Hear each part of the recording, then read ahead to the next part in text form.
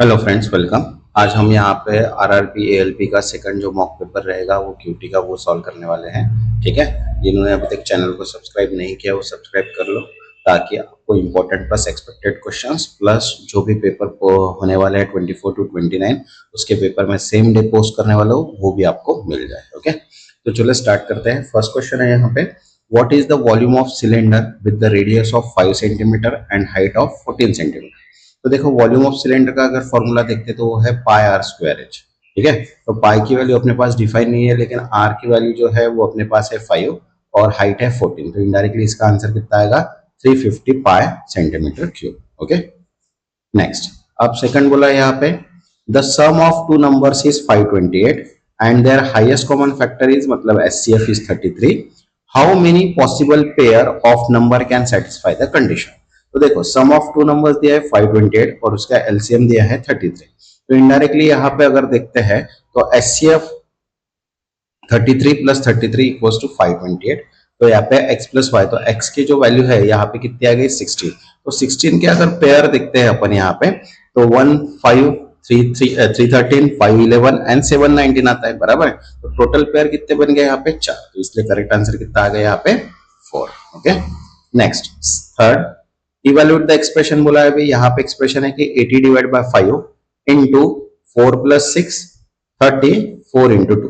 तो देखो यहाँ पे सबसे पहले ब्रैकेट सॉल्व हो गया, इंटू, फिर यहाँ पे क्या हो गया, ब्रैकेट सॉल्व हो गया, ओके, इंटू 8। तो यहाँ पे जो आएगा वो 10 आएगा। ओके, तो इनडायरेक्टली 160 इंटू 30 प्लस 8, तो यहाँ पे जो आंसर आएगा वो कितना आएगा, तो यहाँ पे जो आंसर आएगा वो आएगा इनडायरेक्टली 320 प्लस, मतलब यहाँ पे 580 इसका क्या आएगा आंसर आएगा। Okay, sorry 560। Okay, next. यहाँ पे बोला है कि इफ 0.33x इक्वल्स टू 1.5, तो what is the value of x। तो यहाँ पे देखो 0.003x इक्वल्स टू 1.5, तो इनडायरेक्टली जो आंसर है वो कितना आ गया 500। Okay, next.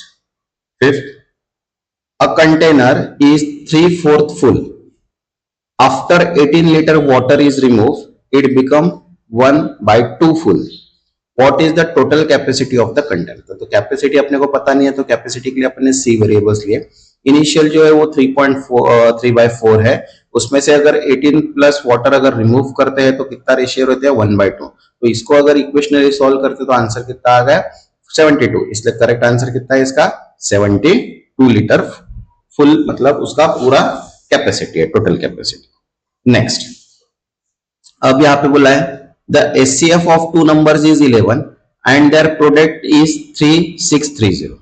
If one number is 55, what is the LCM of two numbers. तो देखो, एलसीएम दिया है अपने को, एचसीएफ दिया है 11, प्रोडक्ट दिया है दोनों का 360, वन नंबर दिया है 55। तो इनडायरेक्टली एचसीएफ इंटू एचसीएफ ए इंटू बी, तो इनडायरेक्टली अगर देखते हैं तो कितना आ जाएगा 66, बराबर है। तो यहाँ पे जो बी की वैल्यू है वो 66, लेकिन अपने को क्या निकालना है यहाँ पे एलसीएम निकालना है। तो एलसीएम निकालना है तो सेम फॉर्मूला अप्लाई करेंगे और यहाँ पे जो बी की वैल्यू है वो अभी क्या करेंगे पुट करेंगे, तो इसका आंसर कितना आ गया 330। तो करेक्ट आंसर क्या है यहाँ पे 330। Okay, next. 7, a sum of money is divided among A, B, C in the ratio of 5, 7, 8. If difference between B and C ratio is 150, what is the total amount of money। तो देखो, A का जो है वो total देखते हैं तो 5/20 into x, B का अगर देखते तो 7/x एंड सी का देखते तो 8/20 इंटू एक्स। तो अगर बी सी का अगर डिफरेंस देखते तो वो कितना है 150 डिफरेंस है। इसको अगर कैलकुलेट करते हैं तो आंसर कितना आएगा 3000। तो करेक्ट वैल्यू कितनी हो गई यहाँ पे 3000। Okay, next. अब 8 क्वेश्चन बोला है, a trader mark his good 50% above the cost price, he allows discount 20% on the mark price, what is the profit percentage. अब मार्केट प्राइस जो है वो 50% है, मतलब 100 अगर है तो ये 150 मतलब 1.5% होगी। अगर सेलिंग प्राइस अगर देखते तो मार्केट प्राइस -20, तो 1.2 उसकी क्या हो गई सेलिंग प्राइस हो गई। अब प्रॉफिट अगर देखते हैं तो 1.2 - 1 तो 0.2 का क्या है प्रॉफिट है। तो प्रॉफिट परसेंटेज का formula profit divide by cost price into 100, कितना आ गया 20। तो करेक्ट आंसर क्या है यहाँ पे 20। Okay, next. 9th, अब यहाँ पे 9th में बोला है A can complete a job in 18 days, B in 24 days and C in 36 days. A, B, C start working together, but A leave after 4 days. How many more days will B and C need to finish the remaining work? तो देखो अब यहाँ पे क्या बोला है कि A ने 18 दिन, B ने 24 डेज एंड C ने 36 डेज काम किया. अब तीनों का अगर मिलाते हैं तो यहाँ पे 1/8 मतलब 8 दिन में वो काम कंप्लीट करते हैं. लेकिन अगर वर्क अगर 4 दिन में अगर देखते हैं, क्योंकि यहाँ पे बोला है कि ए लीव आफ्टर 4 डेज, तो 4 दिन अगर काम देखते हैं तो कितना है 1/2. तो रिमेनिंग वर्क अगर निकालते तो 1 माइनस 1/2 मतलब कितना आ गया यहाँ पे 1/2 ही हो गया. अब वर्क अगर बी एंड सी देखते हैं तो ये हो गया 5/72. ओके, नंबर ऑफ डेज अगर देखते तो हाफ डिवाइड बाय 5/72, तो इनडायरेक्टली कितना आ गया 7.2 डेज. तो इसका आंसर जो है वो 7.2 या फिर 8 इसका करेक्ट आंसर आएगा. Okay, next 10th. 10 बोला है a person travel at a speed of 20 kilometre per hour for a certain part his journey and 30 kilometre for the remaining part. If he cover total distance 150 in 5 kilometre 5 hours, how long did he travel 20 kilometre. मतलब indirectly दो speed है, एक 30 है और एक 50 है. Total distance है 150 kilometre और टाइम दिया है 5 आवर्स का. तो 20 किलोमीटर के स्पीड से उसने कितना डिस्टेंस कवर किया ये अपने को निकालना है. तो देखो total distance 150, speed 20 and 30, time दिया है. तो टाइम फॉर 20 मिनट्स अगर देखते हैं तो x बाय 20 एंड 30 मिनट्स देखते हैं तो 150 माइनस x डिवाइड बाय 30. तो x की अगर वैल्यू देखते हैं तो कितनी आई 0 एंड 30 की वैल्यू देखते हैं तो 150. तो इसलिए इसका आंसर क्या है 0 hours. Okay, next 11. A sum of money is double itself in 10 years. Okay, क्या बोला है a sum of money double itself in 10 years at simple interest. In how many years will it triple it? तो देखो अब sum of money मतलब a जो है वो क्या है डबल है, मतलब a equals to 2p. और फिर बोला है कि ट्रिपल भी बोला है. तो देखो सबसे पहले डबल से अगर बात करते हैं तो यहाँ पे अपने को रेट ऑफ इंटरेस्ट नहीं दिया है, सिर्फ टाइम दिया है और ये दिया है. ओके, तो देखो a इक्वल्स टू क्या हो गया p into R into 2 divide by 100. तो यहाँ पे 2p की अगर वैल्यू पुट करते हैं अपन और r जो ईयर है वो 10 अगर पुट करते हैं तो रेट ऑफ इंटरेस्ट यहाँ पे कितना मिल जाता है 10. तो यहाँ पे अगर how many years will it triple, तो ट्रिपल अगर देखते हैं तो यहाँ पे 10% है तो ईयर निकालना है. तो ईयर कितना आ जाएगा इसको पुट करने के बाद 20 आएगा. तो इसलिए करेक्ट आंसर क्या है इसका 20 इयर्स. ओके, ये आप सॉल्व करके देखिएगा तभी आपको पता चलेगा कि एग्जैक्ट क्या है करके. Okay, next 12th. A man bought 2 items for rupees 800 each. He sold one at profit of 25% and the other at loss of 15%. What was his total gain or loss percentage? तो देखो cost price 800 है, profit देखते हैं तो 25% है. तो 800 पे 25% अगर देखते हैं तो इनडायरेक्टली कितना आता है 200. तो प्लस सेलिंग प्राइस कितनी हो गई 1000. और लॉस अगर 15% देखते हैं तो 800 तो 680 क्या हो गई उसका 15% लॉस से उसकी सेलिंग प्राइस हो गई. तो टोटल प्राइस अगर देखते हैं 2 आइटम की तो कितना हो गया 1600. तो सेलिंग प्राइस देखते हैं तो 1680.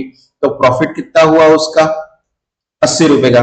तो 80 डिवाइड बाय 1600 इंटू 100 तो कितना आ गया 5%. तो 5% क्या है उसका गेन है, 5% उसको प्रॉफिट हुआ है. Okay, next 30. If x plus 1 by x equals to 4, तो find the value of x cube plus 1 by x cube.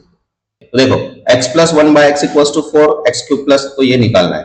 तो अगर ये इक्वेशन को अगर सॉल्व करते हैं अपन तो 4 जो है इसको होल ब्रैकेट्स में अगर करते हैं तो क्या आ जाएगा a plus b whole cube. तो इसको अगर सॉल्व करते हैं तो इसका फॉर्मूला अपने को पता ही है कि x cube plus 3x plus 3 by. Okay, तो इनडायरेक्टली इसको सॉल्व करने के बाद जो आंसर आएगा वो कितना आएगा अपने को 64. लेकिन 64 माइनस 12 करेंगे तो कितना आ जाएगा यहाँ पे 52. ओके, तो यहाँ पे देखो 12 है, 12 माइनस इक्वल्स टू 64. तो इनडायरेक्टली ये माइनस प्लस के हो जाएगा माइनस. तो आंसर कितना आ जाएगा 52. इसलिए करेक्ट आंसर क्या है 52. ये आप सॉल्व करके देखिए तभी आपको पता चले. ओके, जब तक आप सॉल्व नहीं करोगे तब तक इसका आंसर नहीं आएगा. तो प्लीज सॉल्व कीजिए तभी आपको इसका आंसर पता चलेगा एग्जैक्ट. ओके, तो चलिए नेक्स्ट देखते हैं 14.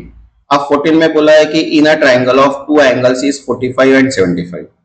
The longest side of triangle is 20 centimetre what is the length of side opposite to the 60 degree angle. तो देखो ए का 45 डिग्री एंगल है, बी का 75 डिग्री एंगल, तो सी का कितना आ गया 60 डिग्री, इन्होंने डायरेक्ट अपोजिट में दे ही दिया। तो 180 माइनस 45 माइनस 75 मतलब 60 हो गया। तो लॉ ऑफ साइन अगर देखते तो a divide by sine a equals to b divide by sine b equals to c divide by sine b।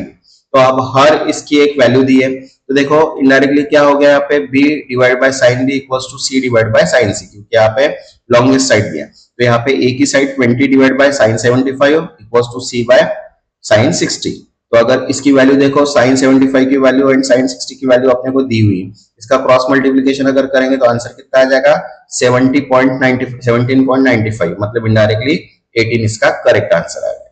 Okay, next 15, the mean of 6 number is 15।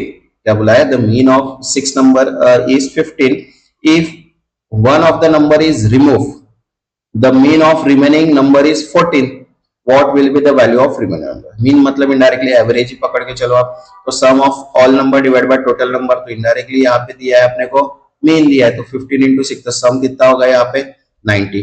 तो अब यहाँ से एक नंबर रिमूव किया तो एवरेज कितना हो गया 14, तो इनडायरेक्टली सम ऑफ अब कितने हो गए, पहले 6 थे तो अभी हो गया 5, तो इनडायरेक्टली कितना आ गया 70।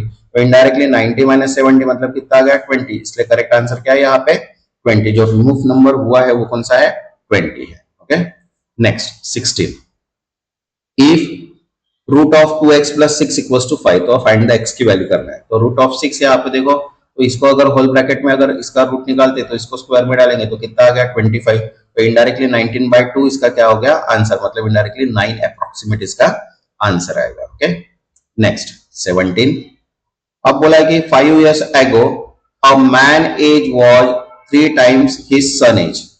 In 10 years man age will be twice his son age.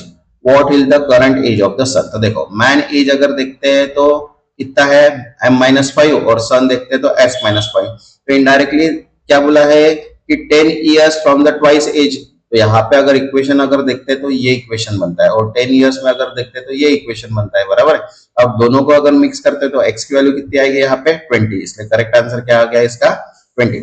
देखो ये 5 इयर्स का है और ये 10 इयर्स का है, दोनों अपन ने सेपरेट सेपरेट निकाले हैं, तो दोनों को अगर अपन ऐड करेंगे यहाँ पे इक्वेशन में तो x की वैल्यू सन की जो वैल्यू है वो अपने को मिल जाएगी। Okay, next 18, How many times do the hand of clock overlap in 24 hours period? तो देखो 11 into 2 मतलब 22, तो 22 hours में कितना हो रहा है 22 टाइम्स, क्योंकि ओवरलैप हो रहा है अगर 2 minutes, how many times in the hand, तो 24 आवर्स में अगर देखते हैं तो 22 टाइम्स वो क्या करेगा ओवरलैप करेगा। ओके, इसलिए करेक्ट आंसर जो है वो कितना है 22। नेक्स्ट 19, अब यहाँ पे बोला है कि pipe A can fill tank in 12 hours while pipe B can fill out in 15 hours. Pipe C can empty in 8 hours. Okay. If all 3 pipes are open together, in how many hours will tank to fill? तो देखो A जो है वो 12, B जो है 15 और C जो है वो 8, लेकिन ये जो A एंड B है ये टैंक को फिल कर रहे हैं और जो C है वो उसको एम्प्टी कर रहा है, तो इनडायरेक्टली क्या होगा A plus B minus C। तो इसका अगर एलसीएम अगर निकालते हैं तो कितना आता है 120, तो 120 डिवाइड बाय 3 मतलब 40 आवर्स, तो टैंक को फिल करने में कितना टाइम लगेगा 40 आवर्स। नेक्स्ट 20, अब यहाँ पे सिंप्लीफाई करना है, root 75 plus root 48 minus root 12, तो यहाँ पे देखो रूट्स दिया है अपने को, तो रूट 75 की अगर वैल्यू निकालते हैं तो 25 इंटू 3 मतलब 5 रूट 3 आ गया। देन यहाँ पे 48 प्लस 2 अगर करते हैं तो 576, तो 576 कितना स्क्वायर है इसका 24 का, तो इनडायरेक्टली आंसर क्या आ गया 5 रूट 3 प्लस 22। ठीक है, यहाँ पे वो ऑप्शंस में नहीं है, लेकिन करेक्ट आंसर क्या आएगा 5 रूट 3 प्लस 24। ओके, नेक्स्ट जो रहेगा वो इंपॉर्टेंट मॉक पेपर 3 रहेगा, प्लस रीजनिंग भी यहाँ पे पर सॉल्व करेंगे। जिन्होंने चैनल को सब्सक्राइब नहीं किया है वो सब्सक्राइब कर लो और वीडियो को लाइक करो। Thank you.